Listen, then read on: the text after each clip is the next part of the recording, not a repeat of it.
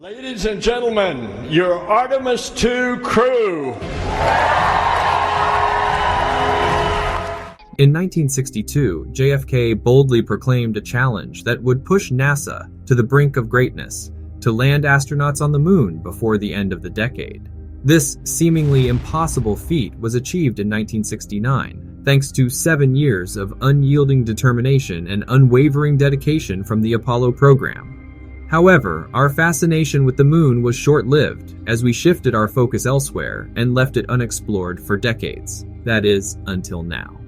With the Artemis II launch just a few years away, we have a chance to reignite our passion for space exploration and once again make history. It's time to join the space race and honor the incredible minds of the past while pushing the boundaries of science and technology in the present. Let's leave our mark on the universe and set an example for future generations to follow. Welcome back to Door to the Universe. It's been 50 years since the Apollo program, and we're facing a challenge. Despite the incredible ingenuity of those early pioneers, we're struggling to retrace their footsteps back to the moon. But fear not, because Artemis II is gearing up to mark humanity's return to lunar orbit, possibly within the next couple of years.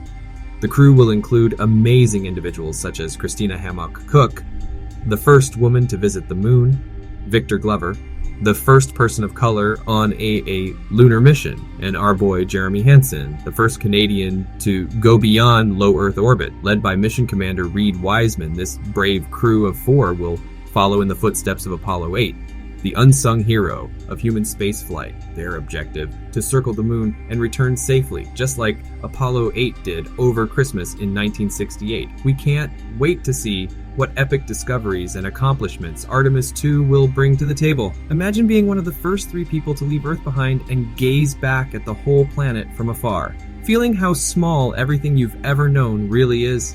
The Apollo 8 crew had that privilege, and it was a profoundly spiritual experience. Though they explored the moon up close, it was looking back at Earth that captivated them. On Christmas Eve, they broadcasted live from orbit, citing Bible verses from Genesis. It was a fitting end to a turbulent year in American history, marked by conflict and assassinations. The journey to the moon helped bring Western society together. This is much bigger than just being astronauts. It's transcending our status as Earth's inhabitants and becoming travelers of the solar system. It's a truly groundbreaking achievement. Get ready to blast through space with Artemis II, the most ambitious human spaceflight since Apollo 17 in 1972. Compared to a trip to the ISS, this trans-lunar injection orbit is like a ride in the park. So how do we get there? The SpaceX Crew Dragon capsule and Falcon 9 rocket booster are the standard way today, with 1.7 million pounds of thrust, lifting the crew to 260 miles above the Earth. But for an Artemis launch, we're talking 8.8 million pounds of thrust at 15% more powerful than the original Saturn V rocket. Why? Well, we need to carry a massive 5.75 million pound payload, including the 22-ton Orion spacecraft, and climb to a sky-high orbital trajectory. It takes a powerhouse rocket booster to reach the moon. In just 7 seconds, this beast will climb a whopping 500 vertical feet.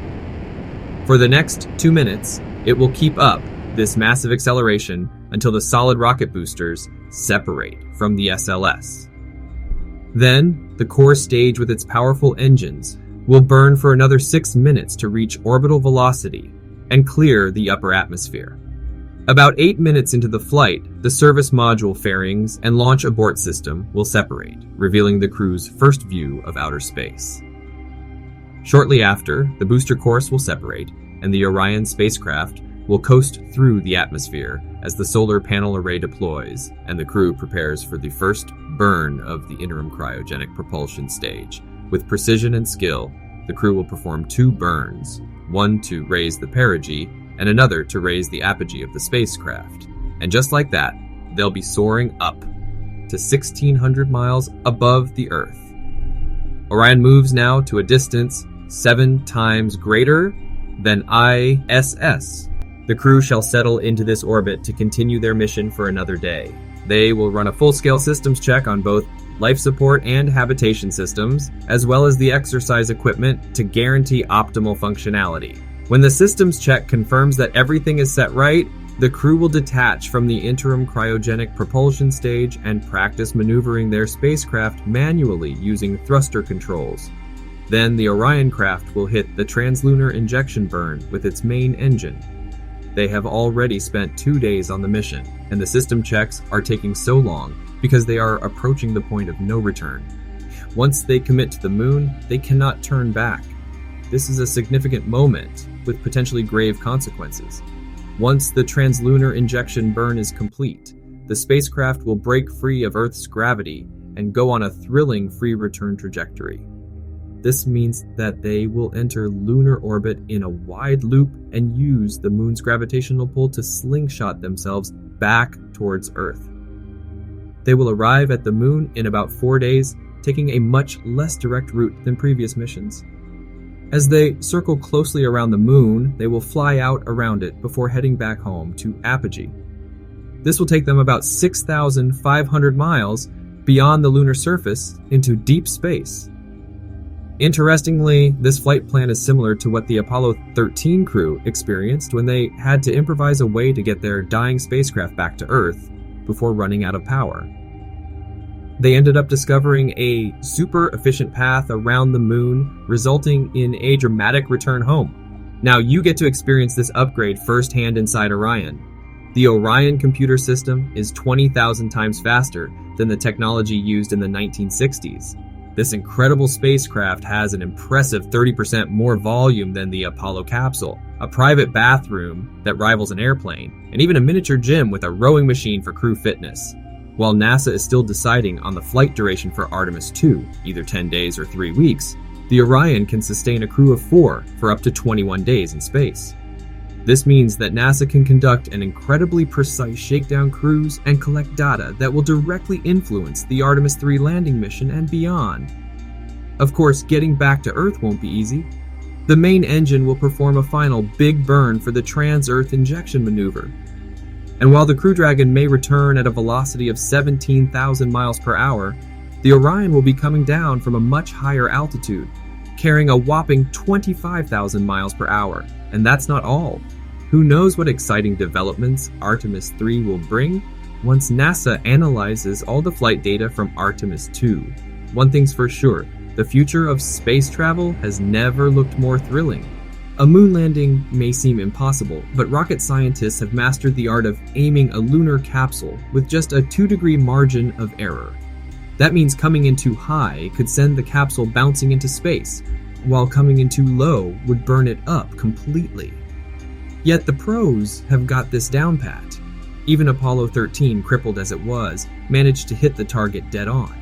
That said, temperatures on the outside of the capsule when returning will rocket up to a scorching 5,000 degrees Fahrenheit, 66% hotter than the heat experienced by the Crew Dragon. However, as a passenger, you can expect a breezy 80 degrees Fahrenheit inside the capsule. Once all ionized plasma burns off, it's smooth sailing down on the safe and comfortable descent. This million-mile pilgrimage hasn't happened in over 50 years, but it's about to happen again in our lifetime with the Artemis 2. However, this time it will be happening in a period of turbulence, with things not exactly going according to plan.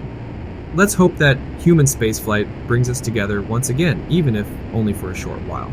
Join us every week for more updates on aerospace industry and interstellar exploration-related topics. And if you enjoy our content, don't forget to give us a thumbs up and subscribe to Door to the Universe for more videos like this.